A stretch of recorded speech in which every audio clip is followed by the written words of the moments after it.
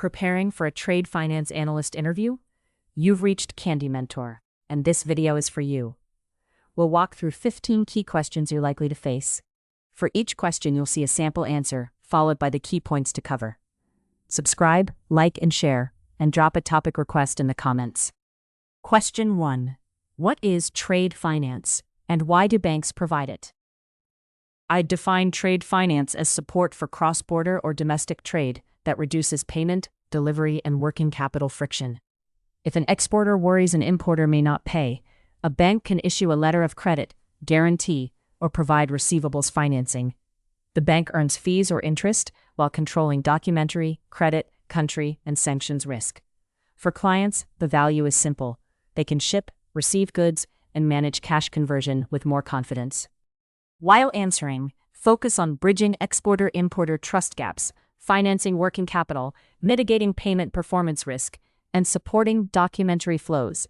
Mention key products such as letters of credit, guarantees, collections, and receivables finance. Question 2. Walk me through how a letter of credit works. I'd describe a letter of credit as a bank's conditional promise to pay the exporter if compliant documents are presented. The importer is applicant, the exporter is beneficiary, and the issuing bank takes the applicant's credit risk. An advising bank authenticates the LC. A confirming bank adds its own payment undertaking. The key interview point is that banks examine documents under the LC, not whether the physical goods are perfect.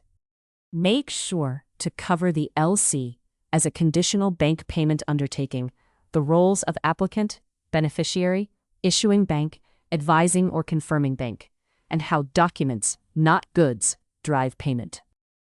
Question 3. How would you compare open account, documentary collection, and letter of credit terms?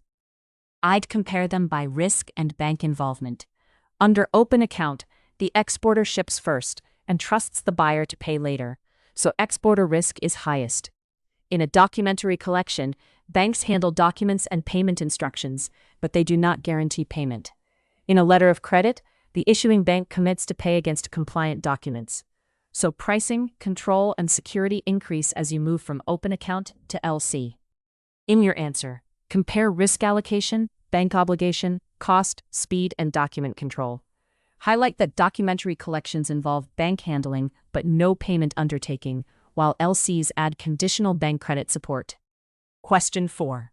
What is UCP 600, and why is it important in trade finance? I think of UCP 600 as the ICC rule set most letters of credit incorporate. It standardizes how banks issue, advise, confirm, amend, examine, and honor documentary credits. Two principles matter most. The LC is independent from the sales contract, and banks deal with documents rather than goods. Article 14 gives banks up to 5 banking days to examine presentations. Knowing UCP 600 shows I can operate within accepted global trade practice. In your answer, talk about UCP 600 as the standard rulebook for documentary credits, its scope, document examination standards, independence principle, strict compliance, and typical 5 banking day review period. Question 5. If an LC document presentation has discrepancies, what would you do? With an LC presentation, I would check each document against the credit, UCP 600, ISBP, and internal procedures. Common discrepancies include late shipment, expired presentation, inconsistent goods description, missing signatures, incorrect transport document, or insurance shortfall. If discrepancies exist, the bank should notify within the required timeframe, list all discrepancies clearly, and seek waiver from the applicant where appropriate. I would avoid giving commercial opinions beyond the documents. Be sure to mention systematic document checking against LC terms, UCP 600, ISBP, and internal policy.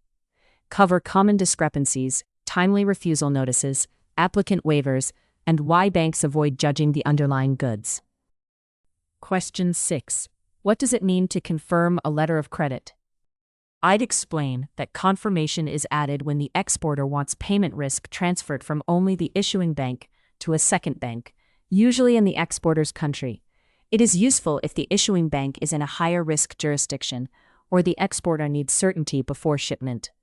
The confirming bank charges a fee because it takes issuing bank and country risk. Once documents comply, the confirming bank must honor, even if the issuing bank later fails to reimburse it. While answering, focus on why exporters request confirmation, the risk taken by the confirming bank, country and issuing bank risk, pricing implications, and how confirmation changes the payment comfort level. Question 7. How are bank guarantees and standby letters of credit used in trade finance? I'd frame a bank guarantee or standby LC as support for performance or payment obligations rather than normal shipment payment. In a demand guarantee, the beneficiary can claim by presenting the documents specified in the guarantee, often a demand statement. A standby LC works similarly, but often references ISP 98 or UCP 600.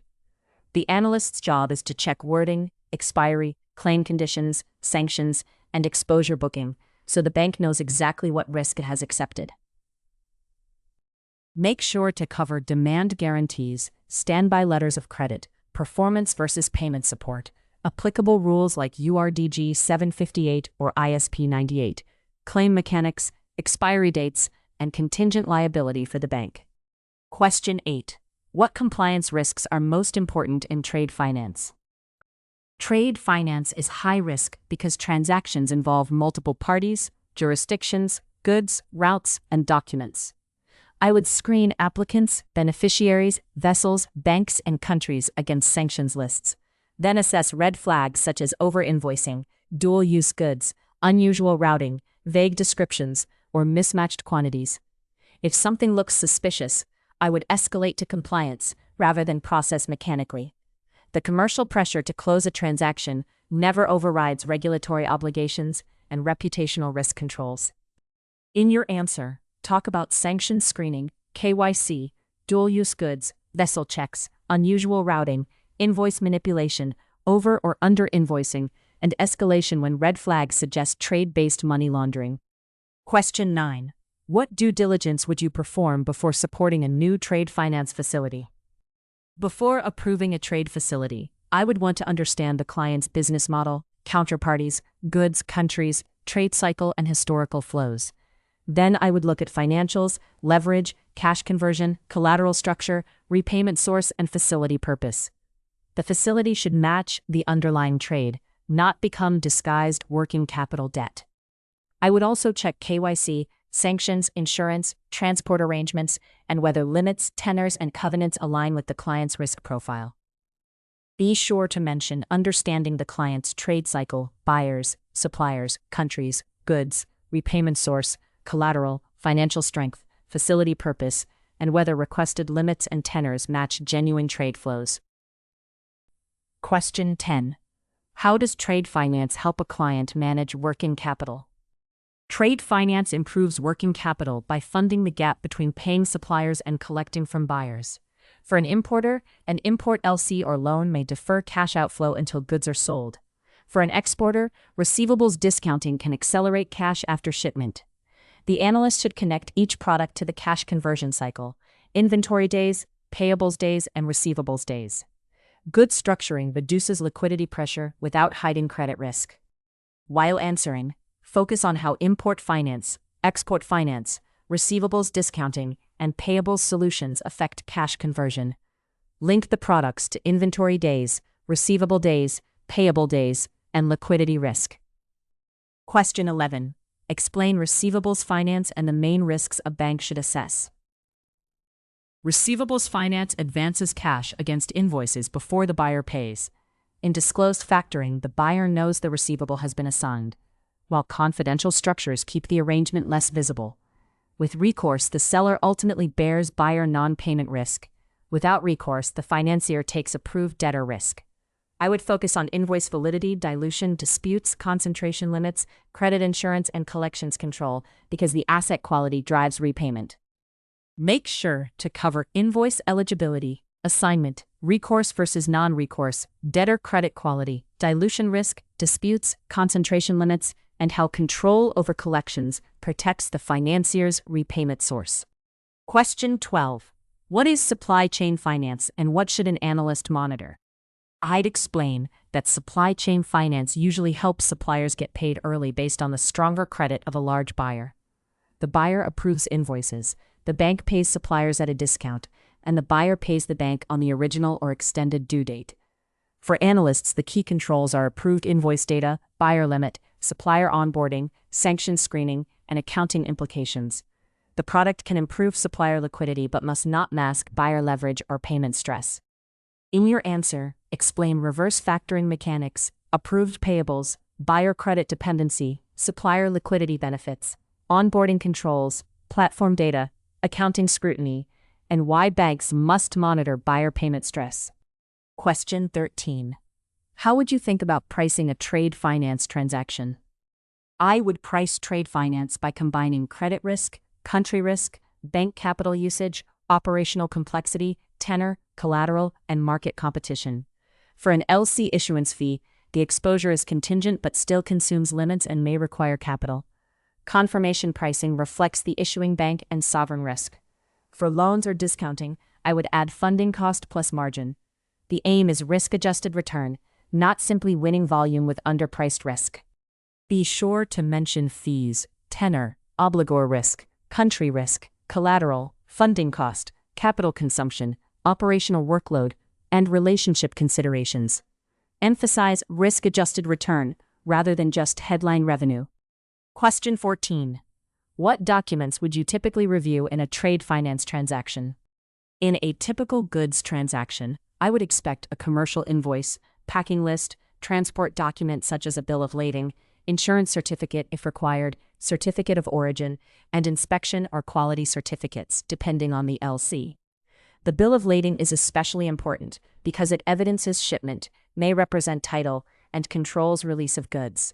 I would reconcile parties, goods, quantity, dates, ports, and signatures across the full presentation for consistency. While answering, focus on the core document set, especially commercial invoice, transport document, insurance, packing list, certificates of origin, and inspection documents. Explain consistency checks and the bill of lading's role. Question 15. A relationship manager asks you to process an urgent discrepant transaction for an important client. How do you respond? If a client pushes for urgent release despite discrepancies, I would stay calm and separate service from control. First, I would identify the discrepancies and whether they are waivable by the applicant. Then I would follow the bank's approval process, obtain written waiver when permitted, and document the decision. I would not ignore UCP timelines, sanctions hits, or internal policy. Speed matters, but unauthorized release can create credit, operational, and legal losses. Make sure to cover balancing client service with control discipline, identifying discrepancies, seeking authorized waivers, following UCP timelines and internal policy, documenting approvals, and refusing shortcuts that create legal or operational risk. If you are still with us, congratulations. You are much ahead of the rest and serious about preparing for your interview. We hope we were able to add value to your preparation and create some helpful content. Do not forget to like and share this video. Your small act can do great things for us.